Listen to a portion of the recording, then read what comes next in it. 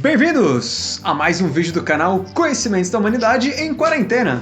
Olha só, e hoje é dia de falar dela, da deusa tríplice. Vamos entender um pouquinho mais sobre Hecate. Então vamos lá, pessoal. Essa deusa grega, ela é divindade da escuridão, dos encantamentos, da magia, preside as purificações e as expiações, protege da navegação, o rebanho. Às vezes ela é associada a Ártemis, que é uma deusa arqueira da caça. Em termos de história, a gente tem o seguinte: Hecate, quando Zeus venceu os titãs, sendo assim os tais dos deuses olímpicos, né, do Monte Olimpo, ele iniciou uma guerra com os gigantes. E aí Hecate estava lá para ajudar Zeus, inclusive matou um dos gigantes. E como deusa da lua, ela é testemunha de muitos juramentos e crimes cometidos, como por exemplo o rapto de Coré, que depois se tornou Perséfone, raptada por Hades, e nesse mesmo episódio foi quem deu a Deméter, que é mãe de Perséfone, o conselho de consultar Hélio sobre quem teria raptado a sua filha. E olha só, é uma deusa que ela se tornou popular na Grécia, mas ela veio de um estado grego, vamos dizer assim, que seria a Anatólia. Anatólia, onde é a atual Turquia hoje. Então ela veio ali entrando pela Trácia, pela parte micênica da Grécia, ela foi ganhando corpo, foi ganhando culto. Tanto é como o Bruno falou, as histórias mitológicas dela são muito poucas, quase não tem. Na verdade, são citações da mitologia, e aí com o tempo, essa mitologia dessa deusa ela vai mudando e ela vai ganhando alguns aspectos novos até chegar aos dias de hoje. E, olha só, ela veio ali da atual Turquia.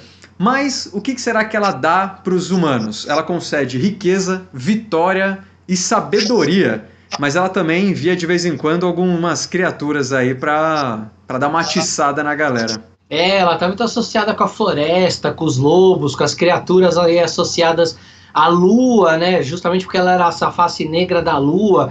Então ela é um arquétipo que está muito ligado justamente com essa questão da floresta, ou seja, dessa entrada ao inconsciente, dessa busca pelo entendimento dos nossos instintos, né? Que são aí representados pela alcateia dos lobos, que estão representados. Tem algumas lendas um pouco mais modernas que vão falar de Hecate relacionada ao lobisomem, que aí seria a perda desse instinto, né? Seria quando o instinto toma conta e faz cometer as atrocidades. Então ela também é um alerta, ela fala, olha, se você trabalhar em matilha, se os seus instintos servirem à sua comunidade, à sua coletividade, legal, mas se isso só for servir a você, então você vai se desequilibrar, vai ter o lobo na cabeça, então o seu mental vai ser tomado pelos instintos. Então é bem legal também esse aspecto dela que é relacionado a esses instintos e ao inconsciente que vem da lua. E tem uma coisa muito legal, como o Léo falou, que são as três cabeças, que representam então a lua cheia, a lua crescente e a escuridão da lua nova.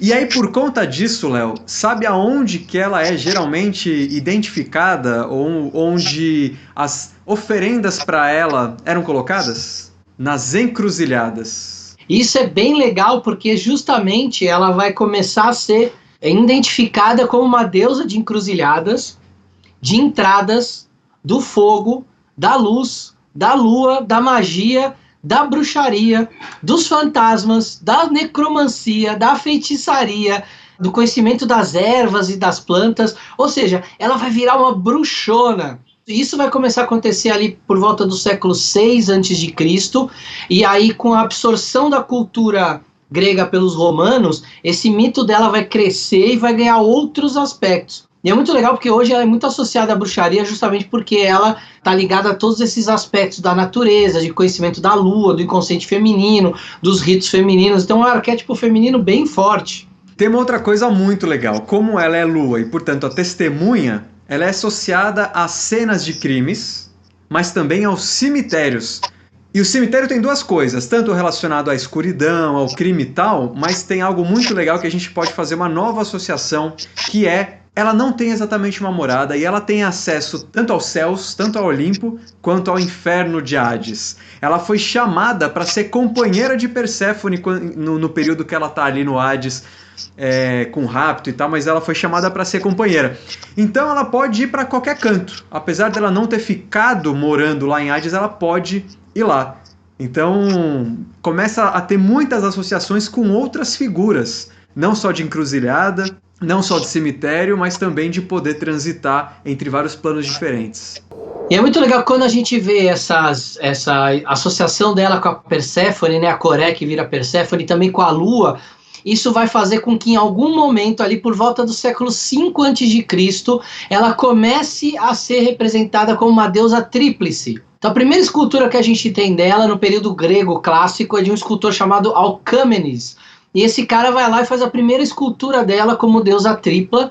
E isso depois é absorvido por Roma, e Roma cria uma mitologia em torno dela, e aí nomeia cada aspecto da deusa tríplice.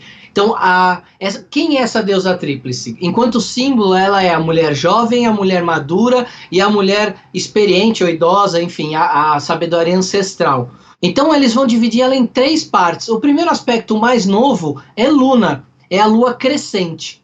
Depois a gente vai ter a mulher madura, a mulher pronta para ser a rainha do reino, pronta para gerar os frutos do reino. Essa rainha, esse arquétipo de rainha vai ser representada pela Perséfone, que em Roma vai ser chamada de Proserpina ou Proserpina. E aí, por fim, você tem um aspecto velho ou o aspecto ancião da feminilidade que vai estar associado a Hécate. E aí é muito legal porque a gente tem os 3 aspectos, então a lua crescente, a lua cheia e a lua minguante. Só que a gente não fala da lua nova, porque aí qual que é a ideia nesse momento? Começa a nascer o arquétipo, a mitologia, o símbolo de que na lua nova, que é quando a lua não aparece, o poder feminino da mãe terra é ressaltado, porque não tem mais a lua no céu, então o arquétipo que é ressaltado é o feminino da terra. Olha só, então aquilo que eu falei da lua nova, a gente pode substituir então por essa interpretação que faz muito mais sentido. Que é mais moderna. Sim. E olha só, tem uma lenda, Léo, olha que interessante, que conta o seguinte: Hécate, por conta de tudo isso e tal, ela vaga à noite. Então a gente já sabe o porquê. Ela vaga à noite e pode ser vista só pelos cães. Então quando os cães latem para a lua, ou latem, quer dizer que Hécate está se aproximando. Muito legal. Acho que é a mesma correlação com a questão dos lobos, né?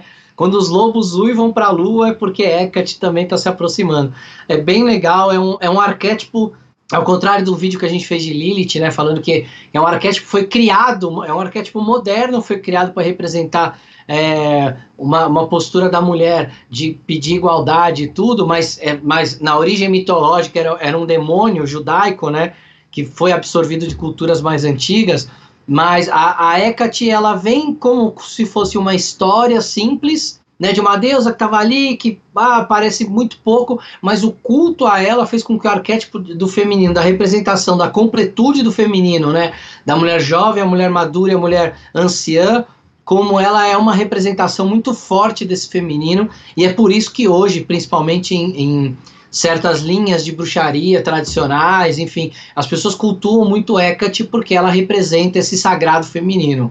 E tem uma coisa muito interessante que a gente consegue encontrar em Hesíodo, que foi o cara que escreveu a Teogonia, né, a criação do mundo na visão da mitologia grega, e ele fala o seguinte: Hécate é respeitada acima de todos os outros deuses.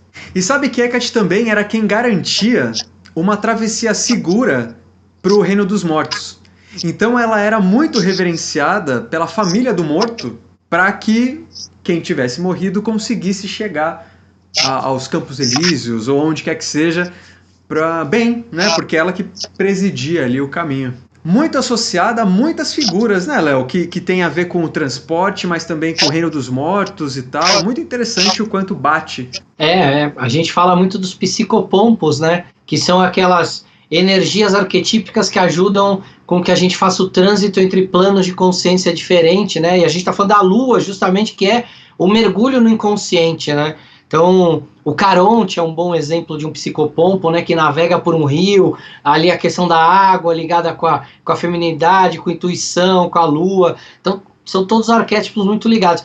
Tem um outro aspecto muito bacana também, que assim, todo arquétipo, ele sempre tem um aviso, né? A mitologia grega é muito legal porque Zeus, ele era o pai dos deuses, não sei o quê, mas de vez em quando ele ia lá e fazia uma besteira. Então isso sempre era um aviso de, olha, esse é a oitava alta do arquétipo e quando faz isso aqui é a oitava baixa.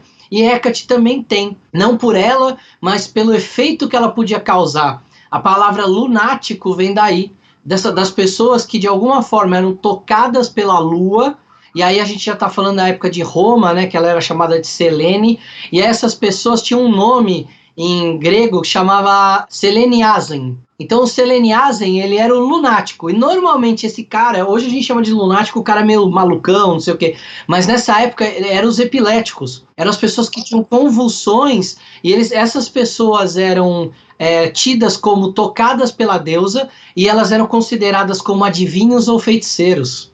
Isso é bem legal, que até na Bíblia em grego, tem essas citações, tem uma parte da Bíblia que a mulher, ela tá pedindo para Jesus curar o filho dela, e ela fala: Senhor, tem piedade do meu filho, porque ele é um lunático e sofre muito. E aí esse lunático, né, em grego, né, a palavra tem a origem de Selene, da deusa grega Selene, é o epilético. O filho dela é epilético e ela pede para Jesus curar o filho dela epilético. Olha só, então estudando a mitologia grega a gente consegue compreender melhor a Bíblia. Também, olha só que bacana, porque a gente sabe que uma das principais traduções ali do aramaico para o ocidente foi feita pelos gregos, né? Os gregos traduziram os textos, e foi do grego que a gente fez a tradução para as outras línguas, para o latim, para o inglês, para as outras línguas que depois a Bíblia acabou se espalhando. Fora que certos textos da Bíblia foram escritos diretamente do grego também, né? Bem, para finalizar, talvez você encontre algumas representações de Hécate como Luna, Diana e Proserpina. Não só como Luna, Hécate e Proserpina. Isso porque aquele romano famoso, Sérvio Túlio, foi ele que chamou a Hécate primeira vez de diva trimórfica ou trimorfos. Então ele vai acabar batizando essa figura do meio, não como Hécate, mas como Diana. Então também é capaz que você ache aí como Luna, Diana e Proserpina, que foi o empacotamento que os romanos fizeram do arquétipo dessa deusa, dividindo ela em 3 subenergias para facilitar o entendimento de cada aspecto dela. E você? Qual dos 3 aspectos de Hécate você mais se identifica? Deixa aqui nos comentários, um beijo no seu coração e até a próxima.